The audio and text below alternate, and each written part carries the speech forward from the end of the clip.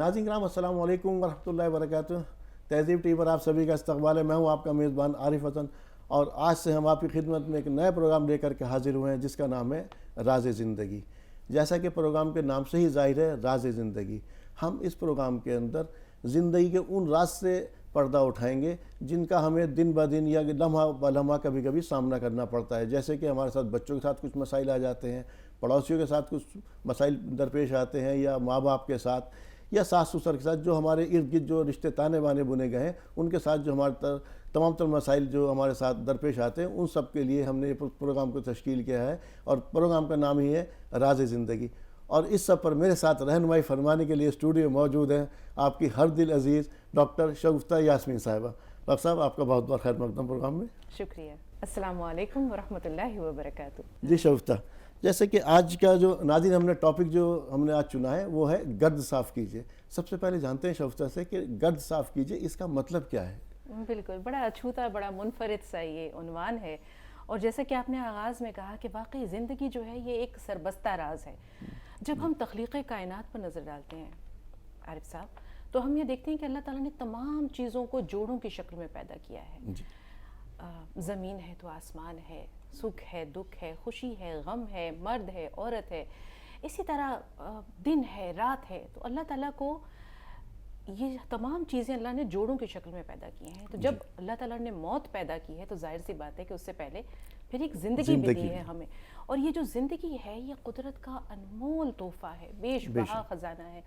कहते हैं कि अगर किसी को ज़िंदगी की क़द्र व कीमत जाननी हो तो उस शख्स से पूछिए जिसके पास गिने चुने लम्हे हैं, जिसके पास चंद सांसें हैं और वो ये सोचता है कि काश कोई मुझसे मेरी सारी दौलत, सारी चीज़ें छीन ले मुझसे सब कुछ, मुझे जीने के लिए कुछ लम्हे, कुछ पल और मिल जाएं।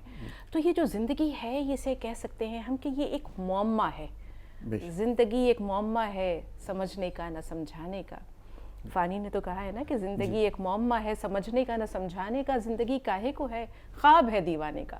तो इसको हर इंसान अपनी नज़र से देखता है। अगर किसी की ज़िंदगी में बहुत सारे गम आए हैं तो वो इसे हसरत व याद से ताबीर करता है। किसी इंसान की ज़िंदगी में अगर आजमाइशें और इम्तिहानात हैं, हज़रत अय्यूब की मिसाल हमारे सामने, तो फिर वो सब्र व रज़ा और तवक्कुल के साथ इसे गुजारता है। तो बुनियादी चीज़ होती है वो नज़र, जिससे हम अपने शब व रोज़ को देखते हैं, और ज़िंदगी के सर्द व गर्म झेलते हुए, ज़िंदगी के शब व रोज़ लैलो नहार गुजारते हुए जिस नज़रिए पर वो पहुँचता है या जो वो उसूल वज़ा करता है वो क्या है, वो जो नताइज वो अख्ज़ करता है वो क्या है। तो ये ज़िंदगी इंसान को अल्लाह ताला ने अक्ल व शऊर इसीलिए दिया, उसे अशरफुल मखलूक़ात इसीलिए बनाया, उसके सर पर आदमियत का ताज इसीलिए रखा कि उसे अक्ल दी, उसे शऊर दिया। और आदम अलैहिस्सलाम की फ़रिश्तों पर जो बरतरी थी वो इसी इल्म के नतीजे में थी। तफक्कुर और तदब्बुर ये अल्लाह को बहुत पसंद है। तो अल्लाह चाहता है कि इंसान भी जो है वो हर पहलू पर, ज़िंदगी के हर नुक्ते पर गौर व फिक्र करे, सही और गलत में तमीज़ करे, खरे और खोटे को पहचाने और फिर वो उस रास्ते पर चले जो सिराते मुस्तकीम कहलाता है। तो आपने जो उन्वान पूछा मुझसे कि इसका नाम या इस एपिसोड का हमने जो उन्वान रखा है गर्द साफ़ कीजिए। जी, तो गर्द से क्या मुराद है? इसके लिए मैं उसी की तरफ आ रहा था कि इससे क्या मुराद है, गर्द साफ़ कीजिए। जी अच्छी, आपका किस्सा सुनाते हैं, आपको भी और अपने नाज़रीन को भी। हुआ यूँ कि एक शौहर और बीवी डाइनिंग टेबल पर बैठे हुए थे, नाश्ता कर रहे थे दोनों। तो बीवी ने अपने चाय के कप में चाय डालते हुए, उंडेलते हुए कप से अपने शौहर को मुखातिब किया और कहा कि ये जो सामने वाले घर में नए किराएदार आए हैं, जो हमारे नए पड़ोसी आए हैं, इन्हें कपड़े धोने नहीं आते। ज़रा देखो इन्होंने कितने गंदे कपड़े धोकर फैला रखे हैं।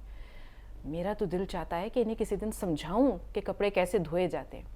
शौहर ने अपने टोस्ट पर बटर लगाते हुए, मक्खन लगाते हुए एक नज़र उधर डाली और उसके बाद अपनी बीवी को देखा और चुपचाप अपने काम में मगन हो गया। कुछ दिन गुजर गए। बीवी ने फिर नाश्ते की मेज़ पर अपने शौहर से कहा कि मुझे समझ में नहीं आता कैसे इन लोगों को बताऊं, अरे कुछ नहीं है तो कम से कम अपना डिटर्जेंट ही तब्दील कर लें, कपड़े धोने का जो डिटर्जेंट है वही बदल लें, हो सकता है उसकी वजह से कपड़े इनको धोने नहीं आ रहे या मैले हैं। शौहर ने फिर एक नज़र खिड़की पर डाली, एक नज़र अपनी बीवी को देखा और फिर वो नाश्ता करने में मसरूफ़ हो गया। कुछ दिन के बाद बीवी ने कहा अब मुझसे ज़ब्त नहीं हो रहा है, میرا تو دل چاہتا ہے کہ میں ان کے گھر جا کر اور اپنے ہاتھوں سے کپڑے دھو کر انہیں بتاؤں کہ کپڑے کیسے دھوئے جاتے ہیں. کیسے دھوئے جاتے ہیں. شوہر نے پھر ایک نظر سامنے ڈالی کھڑکی پر دھلے ہوئے کپڑوں پر, ایک نظر اپنی بیوی کو دیکھا اور پھر اپنے ناشتے میں مصروف ہو گیا. کچھ دن کے بعد بیوی جب سامنے دیکھتی ہے تو خوشی کے مارے اس کی چیخیں نکل جاتی ہیں, کہتی ہیں ارے یا تو انہوں نے ڈٹرجنٹ تبدیل کر لیا ہے یا انہیں کپڑے دھونے آ گئے, آج بڑے صاف کپڑے دھلے ہوئے. شوہر نے ایک نظر سامنے دیکھا اور پھر ایک نظر اپنی بیوی کو اور کہا نیک بخت, آج میں صبح ذرا جلدی اٹھ گیا. جب جلدی اٹھ گیا تو میں نے ہماری جو کھڑکی تھی نا اس کو صاف کر دیا, اس پر پڑی ہوئی گرد اور دھول ہٹا دی, تو یہ وجہ ہے کہ تمہیں آج ان کے کپڑے صاف نظر آ رہے ہیں. تو بنیادی چیز جو اس قصے میں ہے عارف صاحب وہ یہی ہے کہ قصور ہماری نظروں کا ہوتا ہے, خامی ہماری نظروں میں ہوتی ہے اور ہم اسے دوسروں میں دیکھتے ہیں, ہم اسے اس خامی کا قصوروار اسے دوسرے کو ٹھہراتے ہیں, اپنی نظروں کو نہیں دیکھتے کہ جس چیز کو ہم غلط سمجھ رہے ہیں ہو سکتا ہے کہ قصور اس کا نہ ہو, ہماری نظر کا ہو, ہمارے اس نظریے کا ہو, ہمارے اس چشمے کا ہو جس عدسے سے ہم سامنے والے کی خامی کو پوائنٹ آؤٹ کر رہے ہیں. اچھا, اس چیز سے جیسے ابھی آپ نے قصہ سنایا, اس سے ظاہر سی بات ہے قصور اپنا اور ہم سامنے والے پر تنقید کر رہے ہیں, تو اس سے رشتے کس قدر خراب ہوتے ہیں آپس میں؟ اس سے رشتے بہت خراب ہوتے ہیں. آپ یہ دیکھیے کہ غیر ضروری تنقید جو ہے یہ سب سے پہلے خوبصورت تعلقات کا سر قلم کرتی ہے. بے شک. یہ ایک ایسی قینچی ہے, یہ ایسی قینچی ہے جو سب سے پہلے رشتوں کو کمزور کرتی ہے. سماجی ایک فیبرک ہے, انسان سماجی مخلوق ہے, وہ کبھی بھی اکیلے نہیں رہ سکتا. آپ یہ دیکھیے گا حضرت آدم علیہ السلام کو بھی جب اللہ تعالیٰ نے پیدا کیا جنت میں تو ان کا دل گھبرانے لگا. جنت میں کس چیز کی کمی تھی؟ جنت جیسی جگہ میں بھی ان کا دل گھبرانے لگا اور ان کو اداس پایا. بالکل. جی. اللہ تعالیٰ نے کہا کہ کھاؤ پیو بافراغت رہو, جو بھی کھانا ہے تمہیں اس میں کھاؤ سوائے ایک چیز کو چھوڑ کے. لیکن انہیں کچھ تھی, کچھ کھٹک تھی, کسی چیز کی کمی تھی, ایسا محسوس ہوتا تھا کچھ ہے جو کم ہے. اور وہ کیا تھا؟ ایک مونس, ایک غمخوار, ایک ہمزاد, ایک اپنی جنس سے ایک اپنا دوست, ایک رفیق حیات. تو انسان, اور اسی لیے اللہ تعالیٰ نے پھر ہم دیکھتے ہیں کہ حضرت حوا کو پیدا کیا اور اس کے بعد حضرت آدم علیہ السلام کی جسے وہ کمی تھی وہ دور ہو گئی, ایک رفیق مل گیا. انسان کی معاشرتی اور تمدنی زندگی کا دار و مدار بھی یہی ہے کہ انسان تنہا زندگی نہیں گزار سکتا. بے شک. جنگلوں میں رہتا تمدنی زندگی کا آغاز نہیں ہوتا. نہیں ہوتا. جی. معاشرتی زندگی کی بنیاد ہی تب ہوتی ہے جب ایک انسان ایک سماج میں رہتا ہے. زندگی لو اور دو اس فارمولے پر آگے بڑھتی ہے, یعنی ربط, تعامل, اشتراک. بے شک. ہے نا. جی. تو انسان سماجی مخلوق ہے اور سماجی مخلوق ہونے کے ناطے کبھی ہم یہ دیکھتے ہیں کہ اس سے غلطیاں بھی ہوتی ہیں, یقینی طور پر خطائیں بھی ہوتی ہیں, خطائیں ہوتی ہیں, سب سے قصور بھی سرزد ہوتے ہیں. اس کی بات کسی کو بری لگ سکتی ہے, کسی کی بات اسے بری لگ سکتی ہے, لڑائی جھگڑے بھی ہوتے ہیں, صلح و صفائی بھی ہوتی ہے. تو ایک سوشل فیبرک ہے یہ سماجی تانا بانا جسے ہم کہتے ہیں, یہ سوشل فیبرک ہے. اس کو مضبوط کرنے میں دو چیزوں کا بہت بڑا ہاتھ ہے. جی. جسے کہا رسول پاک صلی اللہ علیہ وسلم نے حضرت معاذ بن جبل سے کہ میں تمہیں تمہارے پورے دین کا خلاصہ نہ بتاؤں؟ حضرت معاذ نے کہا بتائیے یا رسول اللہ. انہوں نے کہا کہ اپنی زبان پہ کنٹرول رکھو, اپنے ہاتھوں پہ کنٹرول رکھو. زبان بظاہر اس میں کوئی ہڈی نہیں ہے, لیکن زبان کا جو وار ہے, جو گھاؤ ہے, یہ مندمل نہیں ہوتا ہے. اسی طرح انسان کے ہاتھوں سے اگر کوئی گناہ سرزد ہوتا ہے, کسی کی حق تلفی ہوتی ہے, تو پھر یہ بھی ناقابل معافی. سب سے زیادہ ہم سے جو گناہ ہوتے ہیں اس زبان سے سرزد ہوتے ہیں. اس کے بارے میں تو میں ایک جگہ پڑھا تھا, حضرت عمر صدیق اللہ تعالیٰ عنہ کا قول تھا کہ اس زبان نے مجھے کئی مرتبہ پھنسایا ہے, اور ہم سے سب سے زیادہ ہم بغیر سوچے سمجھے, جیسا بھی آپ واقعہ بتا رہی تھی جو آپ نے قصہ سنایا, اس زبان کو ہم بہت جلدی چلا بیٹھتے ہیں بغیر سوچے سمجھے, اور اس سے ہمارے تمام تر کے جو آس پاس کے رشتے ہوتے ہیں نا, یہ سمجھ لیے زوجین کے بیچ کے رشتے خراب ہوتے ہیں. جیسے ابھی آپ نے بتایا سب سے پہلے پڑوسیوں کے اوپر ہم نے اٹیک کیا, اور جب ہماری یہ عادت ہے تو جو زوجین کے بیچ جو دوری بنتی ہے وہ کس قدر تکلیف دہ ہوتی ہے. وہ تکلیف دہ ہوتی ہے. کسی بھی رشتے میں غیر ضروری الفاظ, کہتے ہیں پہلے تولو پھر بولو, تول مول کے بول. شیخ سعدی نے فرمایا کہ پرندے اپنے پیروں سے اور انسان اپنی زبان کی وجہ سے جال میں پھنس جاتے ہیں. ہے نا. تو انسان کی جو زبان ہے اس کا کام, آپ کو اب حضرت لقمان کا بھی واقعہ یاد ہوگا جب ان کے آقا نے ان سے کہا کہ بکرے کے جسم میں جو سب سے بہترین چیز ہے وہ پکا کر وہ لاؤ. پکا کر کے لاؤ تو حضرت لقمان علیہ السلام بکرے کا دل اور زبان اور زبان پکا کے پکا کر لائے. بہت مزیدار پکایا, مالک کو بہت اچھا لگا, بہت تعریف کی. 10-15 دن بعد کہا کہ بکرے کے جسم میں جو سب سے خراب چیز ہے وہ پکا کر لاؤ. انہوں نے پھر زبان اور دل پکایا, اور اس بار بہت بد ذائقہ, بہت بد مزہ اور کڑوا پکایا. پھر لے کر آئے آقا کے سامنے. تو انہوں نے کہا کہ بھائی لقمان, ایسا کیسے ہو سکتا ہے کہ بکرے کے جسم میں جو سب سے بہترین چیز ہو وہ سب سے بدترین بھی ہو؟ بدترین چیز بھی ہو جائے. انہوں نے کہا کہ اگر اس کا استعمال درست ہے تو اس سے بہترین کچھ نہیں, اگر اس کا استعمال غلط ہو رہا ہے تو اس سے بدترین کچھ نہیں. تو زبان کا بویا ایسی چیز ہے کہ جس کو کہ کاٹے بغیر انسان نہیں رہتا. یہ ایسی ایک فصل ہے, چاہے وہ ہاتھوں سے گناہ سرزد ہو, چاہے وہ زبان سے ہو. یہ دنیا دار المکافات ہے. اب یہاں ایک چیز اور بھی ہے جس چیز کو ہم کہہ رہے ہیں کہ قصور ہمارا ہوتا ہے. اب آپ یہ دیکھیے. نہیں شوفتہ, میں آپ کو روک رہا ہوں. ابھی آپ نے کہا تھا گرد صاف کی, جو ہمارا ٹائٹل تھا. ہاں, یہ ابھی آپ نے دل اور زبان کا ذکر کیا. ہاں, یہ اپنی دل کی گرد سب سے پہلے خیال دل میں آتا ہے, پھر وہ زبان پر آتا ہے. بے شک. تو اپنے دل کو صاف کرنا یہ کتنا ضروری ہے؟ دل کو صاف کرنا بہت ضروری ہے. دل ہی تو تمام خیالات کا منبع اور مصدر ہے. دل ہی تو وہ سرچشمہ ہے جن سے خیالات منتج ہوتے ہیں, جن سے وہ ذہن کی طرف جاتے ہیں, پھر وہ ہمارے اعمال بنتے ہیں, اعمال ہمارے افعال بنتے ہیں, اور افعال جو ہے وہ ہمارا کردار بنتا ہے. تو جو سوچ ہوتی ہے وہ سب سے پہلے دل میں جنم لیتی ہے. خیال کا جو پودا ہے وہ پہلے ہمارے دل میں کسی جذبے کے روپ میں پنپتا ہے. اب آپ نے کہا دل کا زنگ کیسے صاف کیجیے. اس کا بھی ایک قصہ ہے کہ ایک شخص کسی بزرگ شخص کے پاس گیا اور کہا کہ حضرت مجھے یہ تو بتائیے کہ میں دل کا زنگ کیسے صاف کروں. انہوں نے کہا کہ ٹھیک ہے, کوئی بات نہیں, میرے ساتھ رہو, میں تمہیں بتاتا ہوں, تم پہ خود آشکار ہو جائے گا. لیکن ایسا کرو کہ وہ بالٹی وہاں رکھی ہوئی ہے, یہ بالٹی ذرا ایک بالٹی پانی بھر لاؤ نہر سے. تو وہ شخص جب بالٹی کے پاس گیا, اس نے دیکھا کہ اس میں کوئلے رکھے ہوئے تھے. اس نے کوئلے نکال کے باہر رکھے اور چاروں طرف کالک لگی ہوئی تھی اس بالٹی میں. وہ بالٹی لے کر نہر کی طرف گیا, پانی بھرا ایک بالٹی میں, اور اس کے بعد وہ لے کر جب واپس آیا تو اس نے دیکھا کہ پانی جو ہے وہ بہہ گیا تھا. اسے محسوس ہوا کہ شاید میں نے کم پانی بھرا.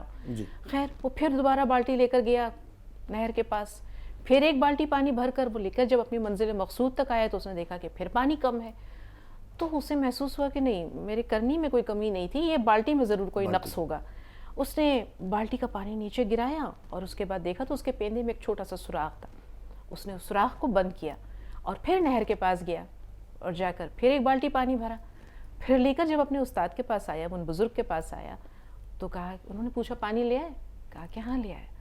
تو انہوں نے کہا کہ بہت دیر لگا دی تم نے. کہا کہ وہ اس میں ایک چھوٹا سا سوراخ تھا, اسی وجہ سے مجھے 2-3 بار پانی لانے جانا پڑا. تو انہوں نے کہا کہ یہ تو بتاؤ, یہ جو بالٹی تم نے اٹھائی تھی یہ کیسی تھی؟ انہوں نے کہا کہ یا حضرت بالٹی تو جو ہے وہ چاروں طرف سے بہت گندی تھی, کالک لگی ہوئی تھی کیونکہ اس میں کوئلے تھے. بولے اب بالٹی کیسی ہے؟ کہا کہ 2-3 مرتبہ پانی بھرا گیا ہے, لہٰذا اس کی کالک کچھ کم ہو گئی ہے. انہوں نے کہا یہی واقعہ انسان کے دل کا ہے کہ اس پہ زنگ لگ جاتا ہے گناہ کا, مکر و فریب کا, دنیاوی آلائشوں کا, حسرت و طمع کا. تو اس کو صاف کرنے کا طریقہ یہ ہے کہ اس کو ذکر الہی سے تم صاف کرتے رہو, پاک کرتے رہو. اپنے دل میں کبھی کسی کے لیے کوئی منفی جذبہ نہ رکھو. یہی وجہ ہے کہ آپ یہ دیکھیے گا کہ صحابہ اکرام اپنے دلوں کو پاک رکھا کرتے تھے, کیونکہ یہ دل سرچشمہ ہے, یہ دل خیالات کا منبع و مصدر ہے, اور یہ دل خدا کا مرکز و محور ہے. یہ وہ نشیمن ہے جہاں خدا کا عکس ہوتا ہے, جہاں خدا قیام پذیر ہوتا ہے.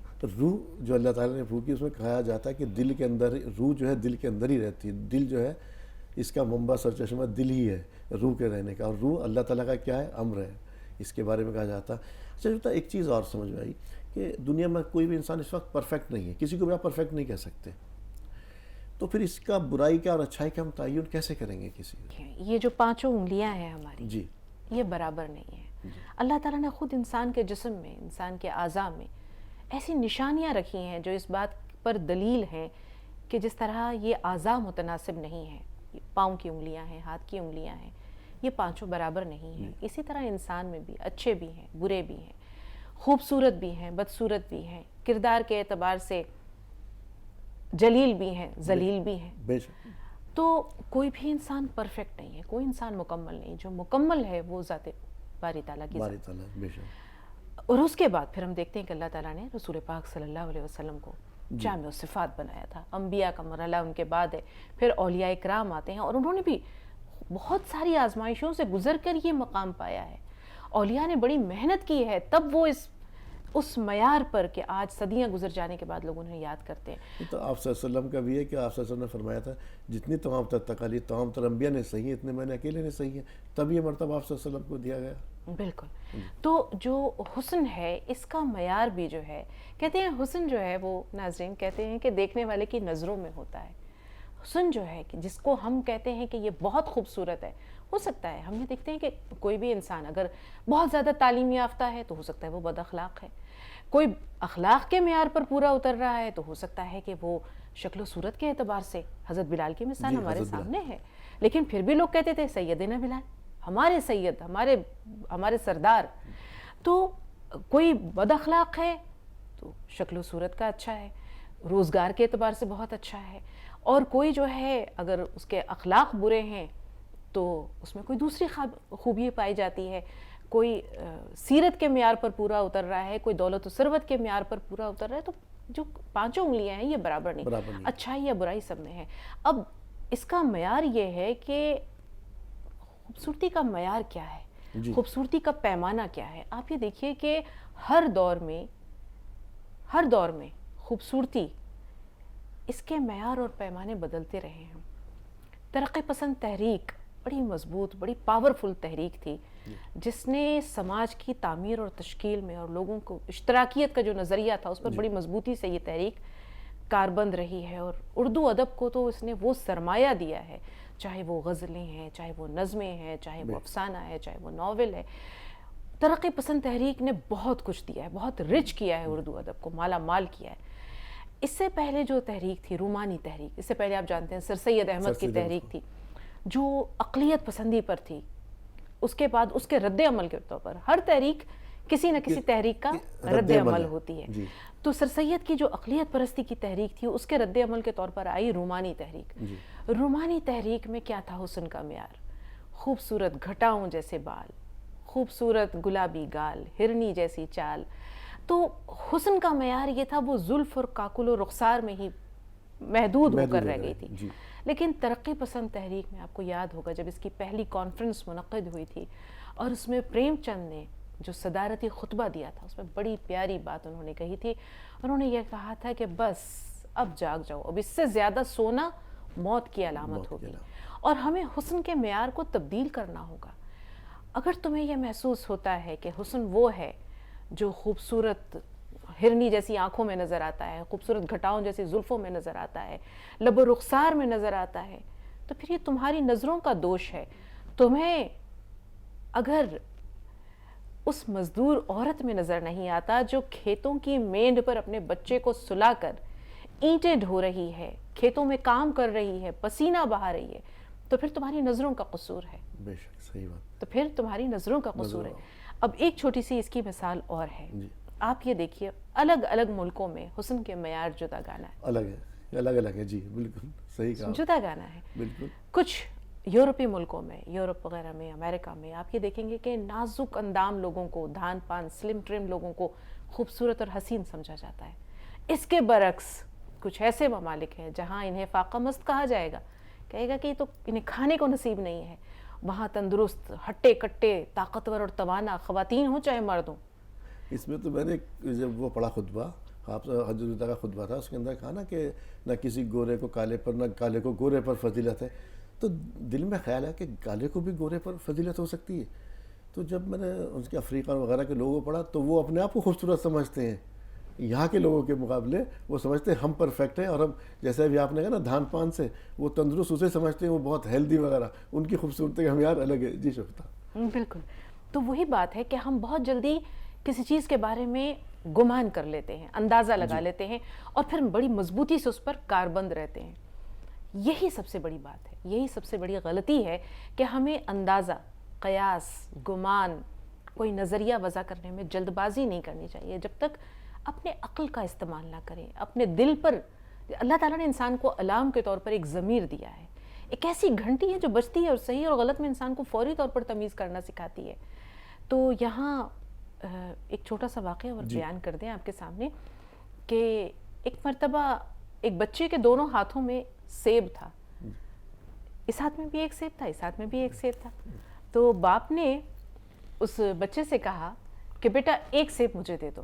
بچے نے جب یہ سنا تو فوری طور پر اس نے دائیں ہاتھ میں جو سیب پکڑا ہوا تھا اس کو کاٹ کھایا. پھر اس کے باپ نے بڑی حیرت سے دیکھا کہ یہ اس نے کیا کیا. اس نے کہا بیٹا ایک سیب مجھے دے دو. بچے نے یہ سننا تھا کہ جو دوسرے ہاتھ میں سیب تھا اس کو بھی کاٹ کھایا. اب باپ کو حیرت کے ساتھ ساتھ غصہ بھی آیا. اسے اپنے بیٹے کی یہ حرکت سمجھ نہیں آئی کہ اس نے ایسا کیا کیوں. کیا یہ مجھے سیب دینا نہیں چاہتا؟ ابھی وہ یہ سوچ ہی رہا تھا اور غصے سے اپنے بچے کو دیکھ رہا تھا کہ بیٹے نے ایک ہاتھ، ننھے منھے ہاتھ کو آگے بڑھایا اور اپنے باپ سے کہا پاپا یہ والا سیب لیجئے، یہ میٹھا ہے. باپ ہکا بکا، حیران پریشان، سوچتا رہ گیا کہ میں نے کیا سوچا تھا، میں کیا سمجھا، میں نے کیا جانا، اور یہ بچہ کہاں نکلا. تو بات بنیادی یہی ہے کہ ایک چھوٹے سے شعر کے ساتھ اپنی گفتگو کو ختم کرنا چاہیں گے عارف صاحب کہ تنقید حال غیر پر کرنے سے پیشتر خود کو نگاہ غیر سے دیکھا کرے کوئی. تنقید حال غیر پر کرنے سے پیشتر خود کو نگاہ غیر سے دیکھا کرے کوئی. یہی سارا لب لباب ہے آج کی گفتگو کا. بہت شکریہ شفتہ پروگرام میں تشریف آوری کے لیے. بہت اچھی آپ نے بات اس وقت آپ نے کہا، جیسے آپ کا ہمارا ٹاپک تھا گرد صاف کیجیے. یقینی طور پر غیر ضروری تنقید سے ہمیں بچنا چاہیے. پہلے یہ دیکھ لینا چاہیے ناظرین کہ ہم جس بات کو کہہ رہے ہیں، جیسے شفتہ نے بیچ میں بات بھی آئی تھی تول مول کے مول، پہلے سامنے والے کو ہم نے صرف اپنی نظروں کے ہم نے دیکھا اور اس کا ایک اندازہ لگا لیا، اور اندازے کے بعد کے اس پر بیس پر ہم نے اس کے اوپر تنقید کرنی شروع کر دی. جیسے شفتہ نے شروع میں قصہ سنایا کہ سامنے والے کے بارے میں کہا، گمان کر لیا انہوں نے کہ کپڑے ان سے دھونے نہیں آتے، جبکہ اپنا ہی آئینہ جو تھا وہ آلودہ تھا اور وہ گندا تھا. جب شوہر نے آئینہ صاف کر دیا تو اس کو کپڑے بھی اچھے دکھائی دینے لگے. تو یقینی طور پر سب سے پہلے اپنے قلب کو صاف کیجئے، اپنے دل کی گرد کو صاف کیجئے، پھر کسی دوسرے کے بارے میں اندازہ لگائیے، اور اندازہ بھی نہ لگائیے، اس سے پرکھیے، جانچیے، سمجھیے کہ سامنے والا کیا ہے. جب اس کے بارے میں آپ کسی کے ساتھ 2 گھڑی بیٹھ لیں گے تو آپ کو صحیح اندازہ ہوگا. پھر اس کے بعد میں اور غیر ضروری تنقید جو ہے اس سے بچنا چاہیے. شفتہ آپ کا پروگرام میں شمولیت کی ایک مرتبہ پھر بہت تہہ دل سے شکریہ. بہت شکریہ. تو ناظرین، راز زندگی میں آج اتنا ہی. اسی کے ساتھ اپنے میزبان کو دیجیے اجازت.